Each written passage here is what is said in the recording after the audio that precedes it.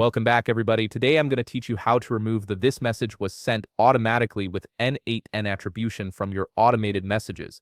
This is particularly useful when you want your automated communications to appear more professional and seamless without the platform branding. To get started, head over to n8n.io in your browser. Once you're on the login page, type in your credentials to access your account. After logging in successfully, you'll be directed straight to your N8N dashboard. From here, look at the top right corner of your screen where you'll find the Create Workflow button and click on it. You'll now be directed to your N8N Workflow Editor.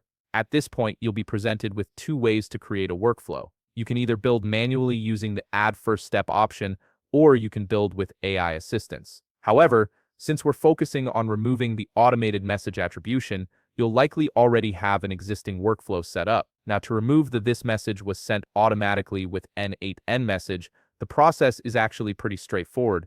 If you're encountering this issue, you probably already have a working workflow with a linked messaging app. For this tutorial, we'll use Telegram as an example, but the same principle applies to other messaging platforms supported by N8N. On your current automation, take a moment to locate the Send Message action under your Telegram integration. This is the step we'll be customizing to remove the attribution. Click on the Send Message or Send Text Message action to open up its settings. This will reveal all the configuration options available for this particular node. Once you're inside the Send Message action settings, scroll down until you find the Additional Fields section. This is where the magic happens. Within the additional fields, you'll see an option labeled Append N8N Attribution. This function is what adds the line. This message was sent automatically with N8N to every message your automation sends out. By default, this toggle is usually turned on, which is why you're seeing that message appear. Simply turn off the Append N8N Attribution toggle and the attribution message will no longer be included in your automated messages. It's as simple as that.